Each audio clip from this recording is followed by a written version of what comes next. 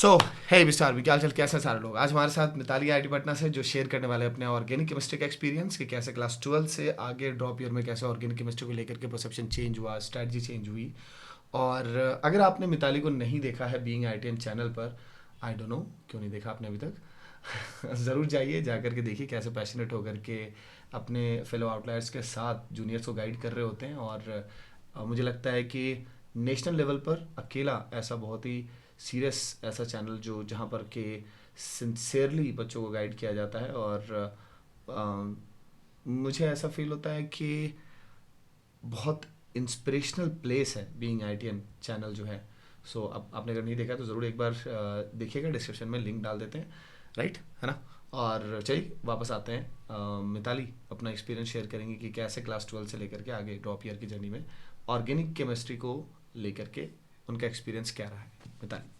हाँ, तो जैसे जब 12th में ऑर्गेनिक केमिस्ट्री स्टार्ट हुई तो उसके पहले फिजिकल और इनऑर्गेनिक हो गई थी।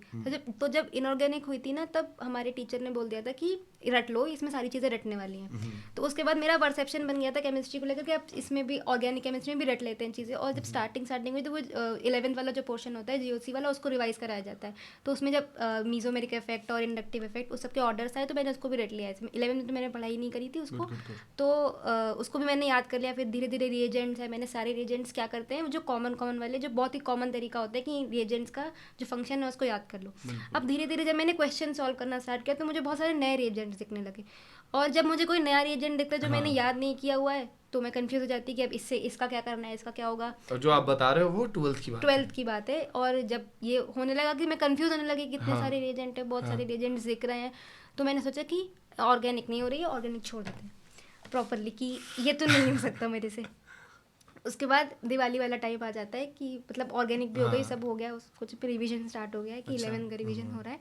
तो जब वो दिवाली वाले टाइम में हमारे कोचिंग में एक वीक की छुट्टी होती है।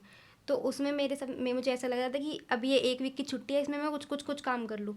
तो मैंने देखा कि आपका एक ऑर्गेनिक केमिस्ट्री का सेशन स्केड्यूल्ड है उस पे चैनल पर आपके। तो उसमें ऐसा था कि वो 12 घंटे की ऐसे मैराथन थी और उसमें 11th के ऑर्गेनिक केमिस्ट्री का रिवीजन था।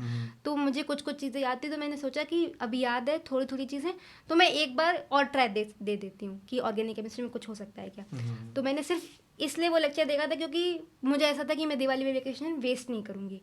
तो और मैंने उससे पहले आपको कोई लेक्चर नहीं देखा था, तो आई वॉज लाइक कि देख लेते हैं, एक बार देख लेते हैं कि ऑर्गेनिक केमिस्ट्री में एक लास्ट ट्राई दे देते हैं।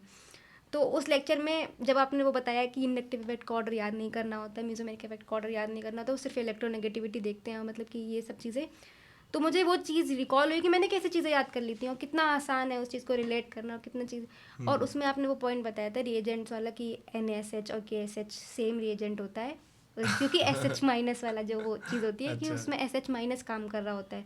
तो ओके जब ओके मैंने ओके। ऑर्गेनिक केमिस्ट्री याद की थी तो मैंने ऐसे याद किया था कि KOH होगा, एल्कोहलिक होगा, एक्वस होगा, तो ये करना है। वो सब आपने उस सब के लॉजिक्स आपने उस लेक्चर में बताए हुए थे कि कैसे कैसे वो चीज़ें हो रही होती हैं। तो मुझे ऐसा नहीं था कि उस लेक्चर के बाद मुझे प्रॉपरली ऑर्गेनिक केमिस्ट्री आने लगी, लेकिन उसके बाद मैंने और रिसर्च किया कि और सर्च किया आपके लेक्चर्स के बारे में कि और सारे लॉजिक्स जो मैंने याद कर लिए थे पहले, हाँ। वो सारे मैंने ढूंढे कि नहीं, ये सारी चीज़ें याद नहीं करनी होती, ये सारी चीज़ें मैंने ऐसे याद कर ली थी। तो इसीलिए मैं कंफ्यूज हो रही थी बार बार कि जब ये रिएजेंट दिया है तो ये करना है, ये रिएजेंट दिया ये करना है। इसीलिए मैं कंफ्यूज हो गई थी पूरी अच्छी तरह से एकदम कि ये होगा तो ये करना है। लेकिन जब मैंने वो चीज़ देखी कि आपने जैसे जैसे लॉजिक्स बताए मैंने, और उसके बाद ड्रॉप ईयर उसमें, मतलब ये सब तो हो गया कि हाँ 12th का। उसके बाद मैंने ड्रॉप ईयर में जब आपके और लेक्चर्स हुए MSc मैटर्स वाले, ऑक्सीजन बैच वाले, उसमें और मैंने अच्छे से नोटिस की चीज़ें कि और रिएजेंट्स क्या करते हैं, क्या चीज़ें हो रही होती है ऑर्गेनिक केमिस्ट्री में। आपने एक लाइन बोली थी कि जो रिएक्शन का मिक्सचर होता है वो मोस्ट इम्पॉर्टेंट होता है ऑर्गेनिक केमिस्ट्री में। तो जी। उसमें कहीं पर आपने से बोला था कहीं पर एसिडिक मीडियम दिया हो तो वो देख लेना, और कहीं पर टॉटोमेरिज्म हो रहा है, वो सारी चीज़ें जो मिस हो सकती हैं वो क्वेश्चन में, सारी वो चीज़ें। सारी चीज़ें आप लोग देख लो एक बार कि कहीं क्वेश्चन में दिया तो नहीं हुआ है जो आप मिस कर सकते हो। तो जो प्रॉपर मिसकंसेप्शन होता है ऑर्गेनिक केमिस्ट्री को लेकर कि जो रिएजेंट्स दिए हुए हैं उनको फंक्शंस याद कर लो, वो सब चीज़ें, तो वो वाला मिसकॉन्सेप्शन मेरा टूट गया था कि मतलब वो 12th में टूट गया था। तो वो धीरे धीरे ड्रॉप ईयर हाँ आते आते मैंने उस चीज़ को बहुत अच्छा कर लिया अच्छा था कर कि लिया था। लॉजिक्स ढूंढो चीज़ों में कि ये रिएक्शन हो क्यों रही है, प्रोसीड ओके क्यों कर रही है ओके रिएक्शन। हाँ। Great great.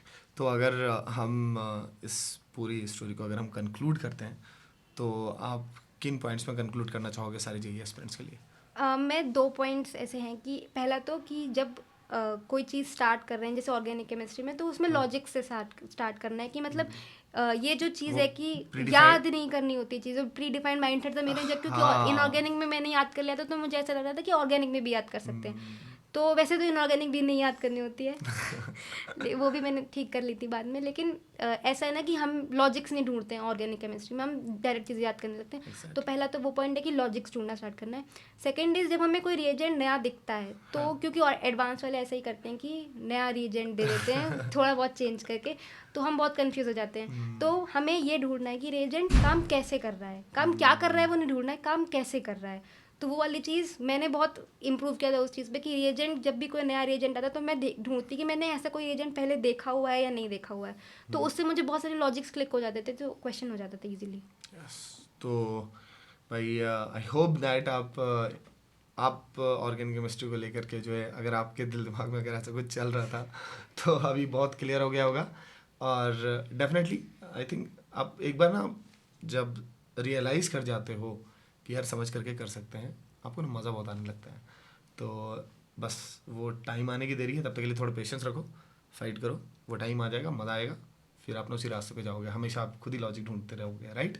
और कई सारे केसेस में तो खुद से बनाओगे भी, हाँ। है ना। बिल्कुल। तो चलो, thank you so much and guys all the best.